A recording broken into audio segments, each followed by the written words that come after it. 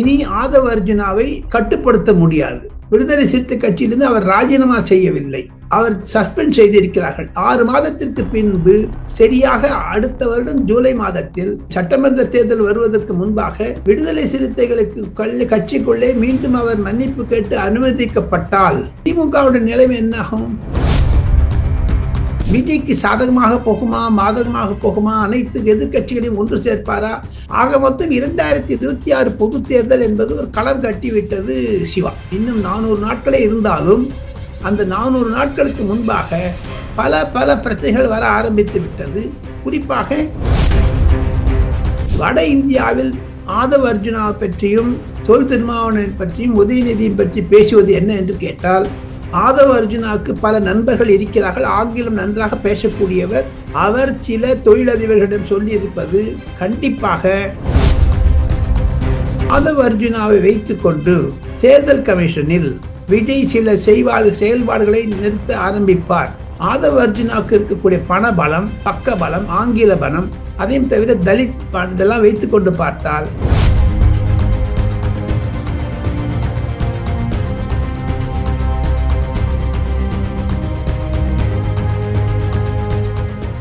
Real one voice நண்பர்களுக்கு நேயர்களுக்கு வணக்கம். தொடர்ச்சியாக பல்வேறு முக்கியமான தகவல்களை நம்முடைய ரியல் ஒன் வாய்ஸ் நேயர்களோடு பகிர்ந்து கொண்டிருக்கும் மூத்த பத்திரிகையாளர் டெல்லி ராஜகோபாலன் சார் அவர்கள் நம்முடைய இருக்கிறார். வணக்கம் சார்.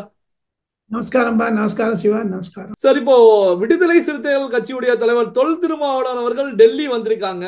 இந்த டெல்லி வருவதற்கான காரணம் என்ன சார்? இதனுடைய பின்னணி என்ன சார்? டெல்லியில என்ன செய்துட்டு இருக்காங்க? நாடாளுமன்ற உறுப்பினர் அது பங்கேற்க வந்திருக்கிறார். சட்டசபையில் சட்ட தினம் 16ஆம் தேதி 17ஆம் தேதி நாடாளுமன்றத்தில் கூட இருக்கிறது. அதில் அம்பேத்கரை பற்றி பேசுவதற்கு தொல் திருமாவளவன் வந்திருக்கிறார். அனைத்து கட்சி எம்பிக்களும் பேச வேண்டும் என்று சபாநாயகர் கோரியதனால் சட்ட தினம் 26 டிசம்பர் நவம்பர் சட்ட தினமாக இருந்தது. ஆனால் பாராளுமன்றத்தில் அது பற்றி விவாதிக்க வேண்டும் என்று காங்கிரசும் இந்தி கூட்டணியும் பாஜகவும் கேட்டுக்கொண்டதற்கு இணங்க நாடாளுமன்றத்தில் ஓம் பிர்லா தேதியை அறிவித்து விட்டார். ஸோ அதுதான் இப்ப இருக்கக்கூடிய பாலிடிக்ஸ்ங்க. சார், இப்ப ஆதவ அர்ஜுனாவை கட்சியில இருந்து நீக்கிய பிறகு டெல்லி வந்திருக்கக்கூடிய திருமாவளவன் அவர்கள் அங்கு டெல்லியில இருக்கக்கூடிய ஒரு சில தலைவர்களை சந்திக்க போகிறார், முக்கிய புள்ளிகளோட மீட்டிங் நடத்த போகிறார் அப்படிங்கிற பேச்சுக்கள் அடிபடுது. உண்மையா சார்? உண்மைதான். அவர் வந்து எப்பவுமே நல்ல விஷயம் தெரிஞ்சவர். அவரு சொல்ல முடியாத அளவுக்கு கண்டிப்பாக அவருக்கு என்று ஒரு தனி அமைப்பு வைத்திருக்கிறார். அதையெல்லாம் நாம் சந்தேகப்படக்கூடாது. காரணம் என்ன என்று கேட்டால், தொல் திருமாவனுக்கு என்று ஒரு அமைப்பு இருக்கிறது, அவருக்கு என்று ஒரு ஆதரவு கும்பல் ஆட்கள் இருக்கிறார்கள். அதுதான் பின்னணி சிவா. விடுதலை சிறுத்தைகள் கட்சியிலிருந்து நீக்கப்பட்ட ஆதவ அர்ஜுன் அவர்கள் தமிழ்நாட்டில் எது போன்ற அரசியல் எடுக்க போறார் சார்? ஏன்னா திமுகவை எதிர்ப்பதற்கு ஒரு அலையன்ஸை உருவாக்கக்கூடிய வேலையில ஈடுபடுவார் அப்படிங்கிற டாக் அடிபட்டு இருக்கு. அதற்கான வாய்ப்புகள் இருக்கா சார் உங்களுடைய பார்வையில? 6 மாதம் வைத்திருந்து பாருங்கள். 6 மாதத்திற்குள் இதில் 3-4 திருப்பு முனைகள் இருக்கக்கூடும். இனி ஆதவ அர்ஜுனாவை கட்டுப்படுத்த முடியாது. விடுதலை சிறுத்தை கட்சியிலிருந்து அவர் ராஜினாமா செய்யவில்லை, அவர் சஸ்பெண்ட் செய்திருக்கிறார்கள். 6 மாதத்திற்கு பின்பு சரியாக அடுத்த வருடம் ஜூலை மாதத்தில் சட்டமன்ற தேர்தல் வருவதற்கு முன்பாக விடுதலை சிறுத்தைகளுக்கு கட்சிக்குள்ளே மீண்டும் அவர் மன்னிப்பு கேட்டு அனுமதிக்கப்பட்டால் திமுகவுடைய நிலைமை என்னாகும்? விசிக வேண்டுமென்றே திமுகவை பேரம் பேசுவதற்காகவும் கூடுதல் சீட்டு கேட்பதற்காகவும் இது ஒரு யுக்தியாக பயன்படுத்தலாம் என்று கூட டெல்லியில் பலர் பேசுகிறார்கள். விஜய் கட்சியில் பிளவை நுழைந்து ஆதவ அர்ஜுனா பணிபுரிய ஆரம்பித்தே ஆனால் விசிக பிளவுபடும் என்ற ஒரு தோற்றம் என்று அது பிளவுபடாது. காரணம் என்ன என்று கேட்டால், விசிகாவிற்கு என்று ஒரு தனி அமைப்பு இருக்கிறது.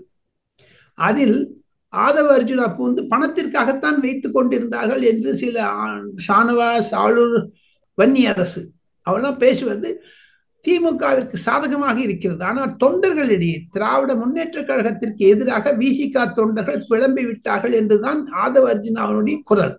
அது விஜய்க்கு சாதகமாக போகுமா பாதகமாக போகுமா? அனைத்து எதிர்கட்சிகளையும் ஒன்று சேர்ப்பாரா? ஆக மொத்தம் 2026 பொது தேர்தல் என்பது ஒரு களம் கட்டிவிட்டது சிவா. இன்னும் 400 நாட்களே இருந்தாலும் அந்த 400 நாட்களுக்கு முன்பாக பல பல பிரச்சனைகள் வர ஆரம்பித்து விட்டது. குறிப்பாக எடப்பாடி பழனிசாமி நேற்று லோக்சபா பாராளுமன்ற சட்டமன்றத்தில் பேசிய பொழுது கூட ஆணித்தரமாக பேசினார். அதை வைத்துக் கொண்டு பார்த்தால் அண்ணாமலையுடைய சுற்றுப்பயணம், அண்ணாமலை மீண்டும் பேச ஆரம்பித்து விட்டார்.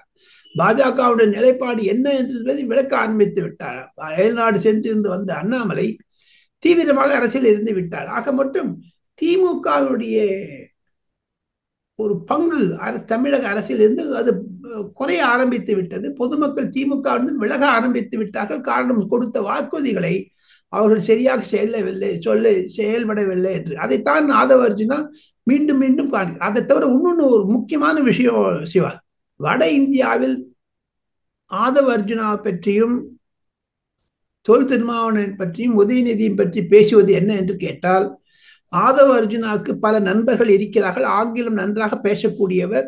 அவர் சில தொழிலதிபர்களிடம் சொல்லி இருப்பது, கண்டிப்பாக 2026 திமுக ஆட்சி இருக்காது என்று ஆணித்தரமாக சொல்லி இருக்கிறார். அது நடக்குமோ நடக்காதோ அது வேறு விஷயம். இருப்பினும் ஆதவ அர்ஜுனாவை வைத்துக் கொண்டு தேர்தல் கமிஷனில் விஜய் சில செயல்பாடுகளை நிறுத்த ஆரம்பிப்பார். ஆதவ அர்ஜுனாவுக்கு இருக்கக்கூடிய பண பலம், பக்க பலம், ஆங்கில பலம், அதையும் தவிர தலித் இதெல்லாம் வைத்துக் கொண்டு பார்த்தால் ஒன்றே ஒன்று சித்திரம் வரையப்படுகிறது. வட இந்தியாவில் சினிமா தொழிலில் முரண்பாடு கொண்ட பிறகு, விஜய்க்கும் உதயநிதிக்கும் சண்டை வந்த பிறகு, ஆதவ அர்ஜுனா உதயநிதிக்கு எதிராக விட்டார். 2000 கோடி ரூபாய் சம்பாதித்திருந்த விஜய் அரசியலில் நுழைந்தால், ஆனால் 4000 கோடி சம்பாதிக்கக்கூடிய உதயநிதி ஒரு கட்சி சினிமா இண்டஸ்ட்ரியை கேப்சர் பண்ணி வச்சுருக்கா. இன்னைக்கு பேசுகிறார் பாருங்க அந்த அம்பேத்கர் விழாவில். அது வட இந்தியாவில் கோணலாக பார்க்கப்படுகிறது. நேர்காணல் அல்லது நேர்கோணலாக. காரணம், சினிமா இண்டஸ்ட்ரீஸில் பிளவுபட்டால் அது தமிழக அரசியலில் பாதிப்பு ஏற்படும் என்று தான் வட இந்தியாவில் சொல்லுகிறார்கள். விஜய் வேண்டுமென்றே உதயநிதிக்கு எதிராக ஒரு மன்னராட்சி என்று சொல்வதை, விஜய் சொல்வதைத்தான் ஆதவ அர்ஜுனா பிரதிபலிக்கிறார் என்று கூட டெல்லியில் எதிரொலிக்கிறது சிவா. தமிழ்நாட்டுல இப்போ விடுதலை சிறுத்தைகள் கட்சியில இருந்து இந்த அம்பேத்கர் விவகாரத்தை மையப்படுத்தி, அதுல பேசப்பட்ட விவகாரத்தை மையப்படுத்தி ஆதவ அர்ஜுனா விடுதலை சிறுத்தைகள் கட்சியில இருந்து சஸ்பெண்ட் செய்யப்பட்ட விவகாரத்தை வட மாநிலங்கள்ல இருக்கக்கூடிய தலித்தியத்தை முன்னிலைப்படுத்தக்கூடிய கட்சிகள் எப்படி சார் பாக்குறாங்க? குறிப்பாக 3-4 கட்சிகள் இருக்கிறது. மாயாவதி போன்றவர்களுடைய, ராம்தாஸ் அட்டாவலே போன்றவர்கள். இந்த 2 கட்சிகள் தான் பிரதான கட்சிகள் தலித்தை பற்றி பேசுகிறது. ஆனால் காங்கிரஸில் ஒரு முரண்பாடை நான் பார்க்கிறேன். காங்கிரஸில் இருப்பவர்கள் விஜய் சொல்லுவது சரி என்று சொல்ல ஆரம்பித்து விட்டார்கள். குறிப்பாக ராகுல் காந்திக்கு அண்டை இருக்கக்கூடிய சில முக்கியமான பிரமுகர்கள்.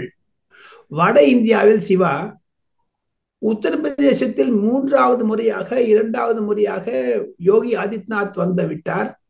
3வது முறையாக நரேந்திர மோடி ஜெயித்து விட்டார். அங்கு இருக்கக்கூடிய தலித் அரசியல் மங்கி விட்டது. பாரதிய ஜனதா கட்சியில் தலித் பிரமுகர்களை முக்கியப்படுத்தி ஜனாதிபதியே கொண்டு வந்து விட்டேன் என்று மார்த்தட்டி கொண்ட நரேந்திர மோடி திரௌபதி முர்முவை வைத்துக் கொண்டு ஒரிசாவில் ஜெயித்து விட்டார். பாஜக அமைப்பு வந்து விட்டது. ஆக மொத்தம் தலித் அரசியல் வடநாட்டில் பலிக்கவில்லை. தமிழகத்தில் எப்படி பலிக்கும் என்று கேட்கிறார்கள். இருப்பினும் சில பிரச்சனைகளில் மாட்டிக்கொண்டு தவிக்கக்கூடிய மார்டின் லாட்ரி ஏஜென்ட் அவர்கள் ஆதவ அர்ஜுனாவை வைத்துக் கொண்டு சில முக்கியமான பிரமுகர்களை தொல் திருமாவளவன் கூட சென்ற முறை பார்த்தார். அவர் ராகுல் காந்தியிடம் அறிமுகப்படுத்தி வைத்ததே தொல் திருமாவளவன் விஜயை அறிமுகப்படுத்துவார். விஜய் அந்த கான்ஃபரன்ஸ்ல 6ஆம் தேதி நடந்த மாநாட்டிற்கு ராகுல் காந்தி வர வேண்டும் என்று எண்ணி இருந்தார். இருப்பினும் ஜனவரி அல்லது பிப்ரவரி மாதம் மீண்டும் ஒரு மாநாடு வைத்து அதில் ராகுல் காந்தியை கொண்டு வந்து விஜய் பக்கம் வைத்தாங்கன்னா தமிழகத்தில் திமுக கூட்டணியுடைய நிலைப்பாடு என்னவாக இருக்கும்? ஆதவ அர்ஜுனா தீவிரமாக்கப்பட்டு விட்டார் என்று தான் வட இந்தியாவில் சொல்லுகிறார்கள். சார், இப்போ சட்டமன்றத்துல முதலமைச்சர் மு.க. ஸ்டாலின் அவர்கள் பேசும்போது, மதுரை டங்ஸ்டன் சுரங்கத்திற்கு அனுமதி தர மாட்டோம், அதை மீறி அங்கு அனுமதி கொடுக்கப்பட்டால், அங்கு சுரங்கம் கட்டுவதற்கான பணிகள் துவங்கப்பட்டால் முதல்வர் பதவியில நான் இருக்க மாட்டேன் அப்படின்னு சொல்லி தெரிவிச்சிருக்காங்க. இதை எப்படி சார் பாக்குறது? இது ஸ்டெர்லைட் மாதிரி, தூத்துக்குடி மாதிரி இது ஒரு பிரச்சனையாகும். மத்திய அரசாங்கம் ஏற்கனவே ஒப்புக்கொண்டது. 10 மாசம் கழிச்சு எடப்பாடி பழனிசாமி பேசுவது மாதிரி உண்மையாக ஏன் இவ்வளவு நாட்கழித்து பேசினார் என்பதும் விசித்திரமாக இருக்கிறது. மு.க. ஸ்டாலின் அட்லீஸ்ட் லேட்டாக முடித்து கொண்டாலே தவிர பதவியில் ராஜினாமா செய்வேன் என்று மிரட்டினாலும் அது அனுதாபத்தை கொண்டு வந்து உதயநிதியை முதலமைச்சராக்குவதே அவருடைய தொழிலாக இருக்கும். சுரங்கம் என்பது ஒரு மாயை. இதே 2026 கண்டிப்பாக எழுதி வைத்துக் கொள்ளுங்கள் சிவா. அனைத்து எதிர்கட்சிகளும் திராவிட முன்னேற்ற கழகத்தில் அதே டங்ஸ்டன் சுரங்கத்தில் வீழ்த்திவிடும் என்று தான் உறுதிமொழி எடுத்துக் கொண்டிருக்கிறார்கள். சார், இப்போ சட்டமன்ற தேர்தல் நெருங்கக்கூடிய சமயத்துல டிஎம்கே ஃபைல்ஸ் 3 வெளியிடப்படும், ஆளும் கட்சியில டெண்டர்கள் விடப்பட்டது, எங்கெங்கெல்லாம் பணங்கள் முறைகேடுகள் நடந்திருக்கிறது அப்படின்னு சொல்லி வெளியிடப்படும் அப்படின்னு சொல்லி தமிழக பாஜக தலைவர் அண்ணாமலை அவர்கள் அறிவிப்பு செய்திருக்காங்க. சோ இந்த டிஎம்கே ஃபைல்ஸ் 3 எந்த அளவுக்கு சார் இருக்கும்? சீரியஸாகத்தான் இருக்கும். காரணம், அண்ணாமலை அவர்களுக்கு தமிழகத்தில் இருக்கக்கூடிய பல ஐஏஎஸ் ஐபிஎஸ் ஆபீசர்கள், அவருடன் படித்தவர்கள், பயின்றவர்கள், பணிபுரிந்தவர்கள் அனைவருமே சேர்ந்து கொண்டு சில தஸ்தாவேஜுகளை தர ஆரம்பித்து விட்டார்கள் என்று தான் தெரிகிறது. திராவிட முன்னேற்ற கழகத்தில் இருக்கக்கூடிய அரசாங்க அதிகாரிகள், உயர்மட்டத்தில் இருப்பவர்கள் இன்னமும் எடப்பாடி பழனிசாமியுடனும் அண்ணாமலையுடனும் தொடர்பில் வைத்துக் கொண்டிருக்கிறார்கள். சில ஐபிஎஸ் ஆபீசர்கள் ஆளுங்கட்சிக்கு பேசுவது மாதிரி பேசி நாம் தமிழர் கட்சி இயக்கத்தினை சீரழிக்க வேண்டும் என்று வருண்குமார் போன்றவர்கள் இருக்கிறார்களே. ஆக மொத்தம் தமிழக அரசியலில் அதிகாரிகள் வர்க்கம் பிளந்து விட்டது.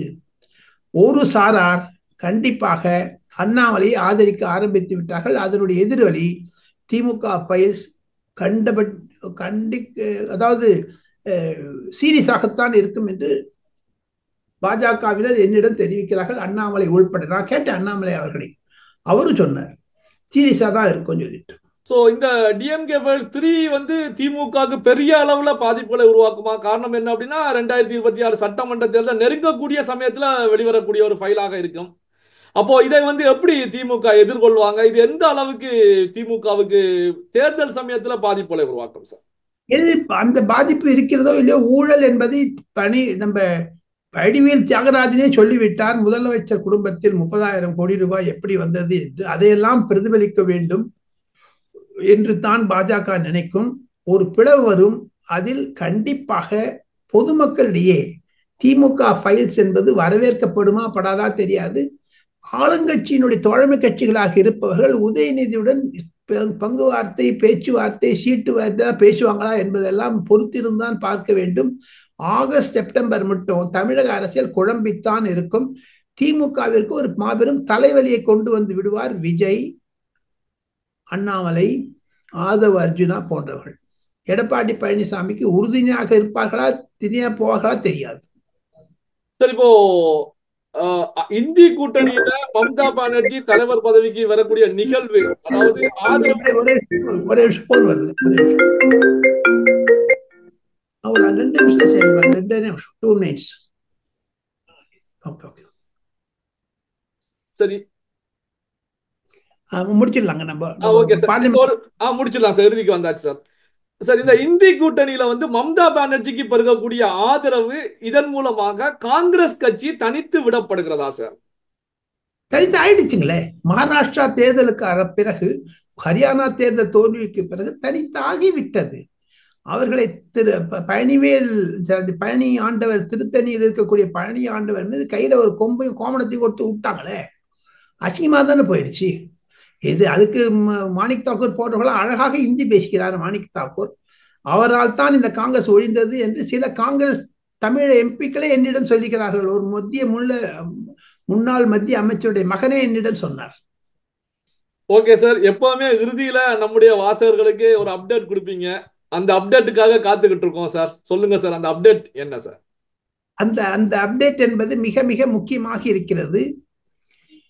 கடந்த 3-4 மாதங்களாக அயல் நாட்டில் படித்து திரும்பிய அண்ணாமலை அவர்களுக்கு பிரதமர் நரேந்திர மோடியும் அமித்ஷா அவர்களும் சேர்ந்து தேசிய பாதுகாப்பு ஆலோசகர் அஜித் தோவல் மூலமாக சில முக்கிய குறிப்புகளை தர இருக்கிறார்கள்.